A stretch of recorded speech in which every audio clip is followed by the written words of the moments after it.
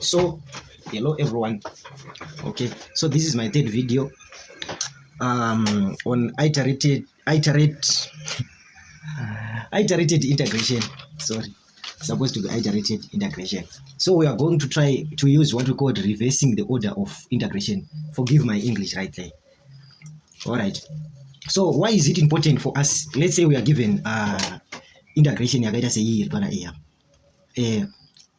Sometimes we may need to swap the order of integration kuti totanga kana neku integrate with respect to x, and sapa bantu kutanga neku integrate with respect to y. We might want to start to integrate with respect to x first and then with respect to y last. The reason why we need to do that is sometimes integrating with respect to y first may pose a challenge. Inogona kunge yakatiomei and kuti titange neku integrate with respect to y first. So we may need to swap the integration order so that we start to integrate with respect to x first and then lastly to y. Don't worry, my answers anenge angofanana. Ukatanga with respect to x or with respect to y, my answers anenge angofanana. So apa pa video we are not going to integrate anything. I'm just going to show you how you can swap this and it. So for you to swap this or to swap the order or to change the order of integration, I won't go change. You don't just swap. You don't just change. I'll show you the order at which you do that. Okay. All right. So exam solution for 1 for A and it. Okay. So what you need to do is you write your integration like this. Your question says these are the steps that will work dy dx. So I want you to let me get my highlighter. Okay. So first step you are to focus in your first. I want you to focus on this part first. So for this part first, my limits edu and it lower limit and upper limit, they are y's. Y for this part, the lower limit is y is equal to x over 2. The upper limit is y is equal to 2. So what I need you to do is for you to write your lower limit first. For this, y is equal to what? X over 2. Okay. So what I want you, your next step should be to your next step, you are now putting we all know that this lower limit is for x. This lower limit is for x, is an x value, and this upper limit is an x value. So what you need to do is to, after writing your equation like this one, equation ya one apa my limits are there y. So we are saying for this one y is equal to x over 2. So tinotora lower limit yedu e and tobataisa some equation yedu yatawana from this part. So that will then mean that y will become tikatora x tikaisa 0, y will become 0, and for the lower limit, then for the upper limit, and your second step will be to focus on this to your upper limit will be takutora 4 takumisa chi pana 2 tora 4 ye takumisa pana x up and over itachi 2. Your y will equal to 2. So kanata reverser, we all know that which kanata reverser this order it means that dy ndiye anenge kunze, dx ndiye anenge kunze. So for dy anenge kunze, the outermost part inofana kunge ine limits atori number asiri in terms of anything. They should be just numbers like this. Lower limit yedu tawana iri 0, upper limit ikaona iri 2. Apana, there is no any other they are strictly my constants. My outer limits are strictly constants. That is what I'm trying to say. So now that we've found the limits for y, the lower and the upper limits for y, and the next question is x to normal wanna say. Right. So for x, you are going to use that same expression that you have found here to express x in terms of what? To express to make x subject of the formula. So x will become 2y. So this will be your upper limit. Upper limit. And so for the lower limit match, you are going to take this lower limit of y plug in this equation. So your x will equal to 2, then wakwisa 0 pana y over 1 0. So saka ma limits ako kana wakuchinyora manje kuno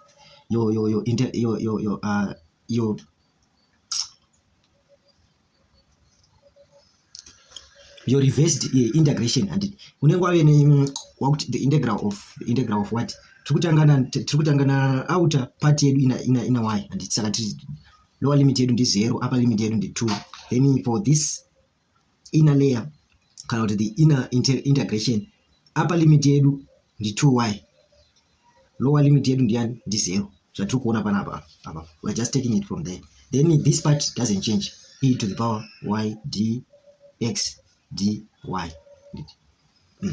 So this will be what ndo inenge yave new expression yako. For a second expression we are going to do for the second example b and it's an integral of from 0 to 2 integral of y over 2 to 1 then y e to the power x cubed dx dy. So kuti ti reverse, remember we have to focus on what this part first. Okay. To focus on that part, we will know that these limits are x values. So x is equal to takutora e part e y over 2. Then tawida say our next step is to plug in these values. So the first value it passes as lower limit e. Takutora 0, these are x values. Saka takutora 0 itomi sachi. These are y values, sorry, these are y values. My y values. Remember y wedu ndi argunzo. Takutora 0 utomisa pana y. Saka tikatora 0 utomisa pana y, lower limit yedu inoita 0. Then upper limit yedu baita chi totora 2 utomisa pana y yoita 1. Then for y, for our outermost, or for our innermost, let's because I'm talking the outer part cap. Then for our inner part, for our inner integration, what you do is you need now rearrange this to say y is equal to what 2x to make a y subject of the formula. Okay, so tada so do inenge upper limit yedu. Okay, for the lower limit takungo substitute isusu lower limit yedu ndiani x is equal to 0 for x. Saka takungo substitute lower limit ya x twice in this, which will become y is equal to 0 no lower limit e. So our new found expression will look like this. Kunze tina 0 na 1, lower limit is 0 kuno ku 1. Then for this one lower limit is 0 for y, and then upper limit is 2x. Then y e to the power x cubed dy dx like this. Okay, so ndo maitiro unozviita when you are reversing. So this is how you reverse. Okay, so for our third example, if you look at this example, it's a bit different. Okay, yakatisiya ne zvatati chimboita. If you look at this one, in a variable pa top panapa, top in a variable panapa. So the procedure is almost the same. Panongori ne chinhu 1 or 2 chinongochinja, but the procedure is the same. You focus on this guy first, then say zvatati chimboita. So wangochona tachiti tikauya sei panapa, tachiti tikauya panapa takuda tikauya panapa tachiti x is equal to this variable. So in this case ukaona une variable kumsoro kudai so pa inner integral yako, you are going to say this y just like that, just like kuno kutachiza kuti ama x values. So kuno kutukuza kuti ama y values. So tinouya isusu to ati equate this y to 0. No, tino equate y to what, to x. This, remember papa variable yedu yanga variable expression yanga iri kuzasi, but this time iri kumsoro. Saka tinoti isusu y is equal to x. So apa tikutsvaga ma y bounds or ma y limits. So our first y limit will be apa panitati y is equal to x for this. Then pana x pa upper limit and takuto pa lower limit ngatitange ne low, sezvo paya tambotanga ne low. Takuti pana x pese takuisa 0 from this expression, in this expression. So tatisusu y is equal to the variable, apa variable yedu iri kutop, the x, usually papa yanga iri kuzasi. Saka tikuti y is equal to x. Then after that takuti susu pese panapa using these two limits, and these are x limits, and so we are going to substitute for this kuti tuwane upper and lower limit yedu for y. So takuti susu y x takuda so for the lower limit pana x takuisa 0 saka patukuya toisa 0 so y is equal to 0 and then y is equal to takuisa upper limit yedu 1 up tikaisa 1 apa inobva yaita chi 1 as simple as that izvo angoda kufanana nezvatatichiita papa. Then so I don't expect you to struggle with this pattern.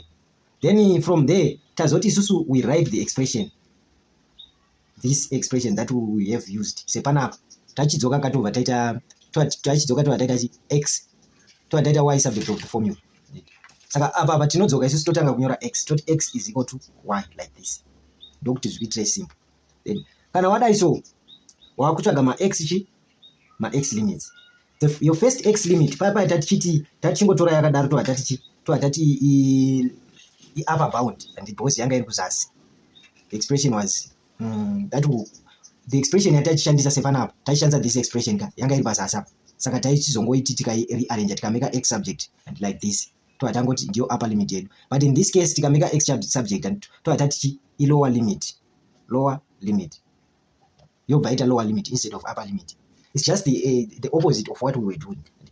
Yaita lower limit and it kuti tiwane upper limit, what we just do kuya pa answer yedu iyi ari papa tachiwa pa answer yedu papa toataisa lower limit ya x kana ya y kuti tiwane lower limit, but aba tine lower limit mai tuda upper limit saka tiri kutora this upper limit toataisa pa pana y towana upper limit. So upper limit for x will be 1 upper limit. Saka ma limits ako atoma 1. So expression yako andichadi kuramba chinyora ndichida chivura page will be from 0 from tukutangana apa tachitangana y because apa tachipesera na y ta.